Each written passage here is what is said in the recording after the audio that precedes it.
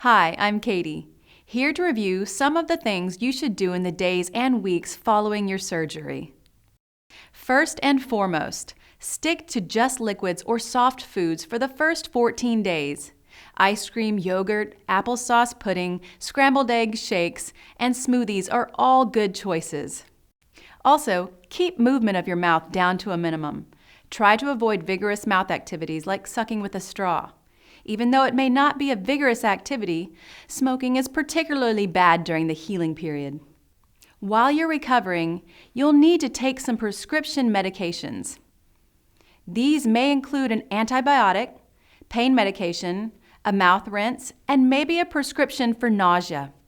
The nausea prescription is not to prevent nausea. Please note, if you have nausea after your surgery, it is most likely coming from the antibiotic or the pain medicine. So the first step to reduce the nausea would be stop taking the antibiotic and the pain medicine and see if the nausea goes away. If the nausea doesn't go away, you can take a prescription anti-nausea medication. After the nausea is gone, the next step is to try some liquids and see if you can keep the liquids down. After 30 minutes or so, if the liquids stay down, go ahead and try some bland food, something like ice cream or pudding. Once you can keep that down, you can start reintroducing the pain medicine and eventually the antibiotic. I'll explain that next. Now that you're keeping some food down, try starting with some Tylenol first to treat your pain. After 30 minutes, if the Tylenol stays down and it's relieving your discomfort, then you can progress to the next step. However, if your discomfort is still not at an acceptable level after the Tylenol, you can add a dose of either Advil or ibuprofen, which is Advil's generic form, or Aleve, which is naproxen. Wait 30 minutes again. Then if there's no nausea and your discomfort is still not relieved, you can go back to the prescription medicine. If you're going to take your prescription pain medicine, start with as low a dose as possible. You can try half or maybe a whole pill and take it with 8 ounces of warm water or some food. Then, slowly and gradually increase the dose according to the instructions on your prescription. If you do start to have some nausea before the discomfort is relieved, then you have to decide, would you rather have a little bit of discomfort or take the chance of having nausea? The final medicine to reintroduce, as long as there is no nausea and no side effects, is the antibiotic. The prescription we give you is the most effective medicine for dental discomfort. It can cause some nausea, so it's important to keep the dose as low as you can. One way to keep the dose as low as possible is to avoid doing things that cause more discomfort. Those things include smoking, chewing, and talking.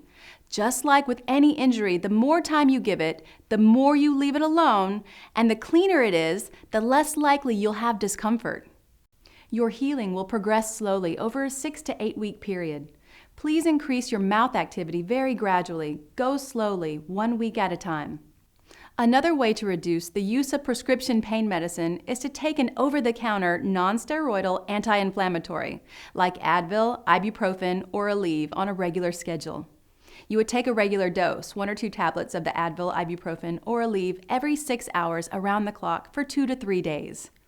In between doses of the non-steroidal anti-inflammatory, if you are having what we call breakthrough pain, pain that comes on even while on medication, then take a dose of the prescription pain medicine. Here's an example.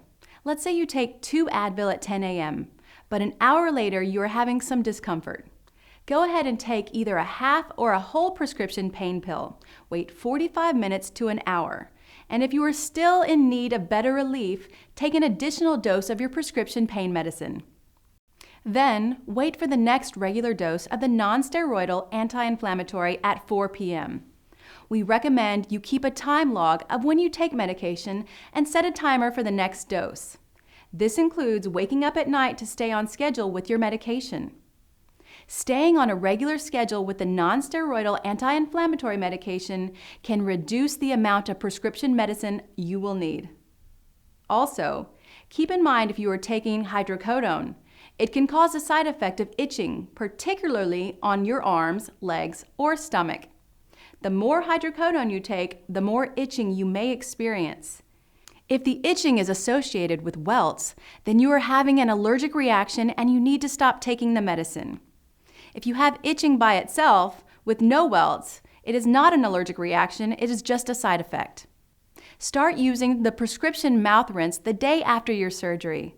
Every time you eat something, food can get in the holes where the teeth used to be and cause the area to become infected or irritated.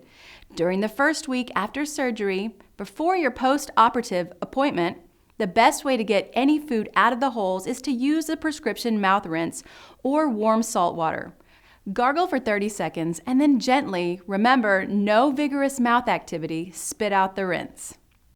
As we mentioned earlier, it is good to place ice on the surgery area for the first 8 to 12 hours. After that, you can use a warm compress or heating pad instead, if you feel it is comfortable and helps. You should use the warm compress just as you did with the cold compress. Use it for 10 minutes on your cheeks, then remove it for a 20-minute break. It's normal on the second and third day after the surgery for the discomfort and swelling to increase or get worse. On day 4, it usually stabilizes, and by the end of day 5 or the beginning of day 6, you should start noticing an improvement in the comfort and less swelling. It's normal to want to share your experience with a friend or relative, but keep in mind that everyone's experience is different. You can't even compare one of your teeth to another tooth because every surgical site is different. Remember that even if you had 4 teeth removed, each tooth is an individual surgery in and of itself. So when you're measuring your progress the first week, don't compare an extraction site to one on the other side or a lower site to another one on the top. Just compare each surgical site to itself as the week goes by. Also, keep in mind that your mouth will heal a little more every week over a 6 to 8 week period. During that 6 to 8 week period, your healing will be more pleasant the less food you get stuck, the less you chew, and the less your extraction sites are irritated by vigorous mouth activities, especially smoking. Think of the days and weeks ahead as rehabilitation for your mouth.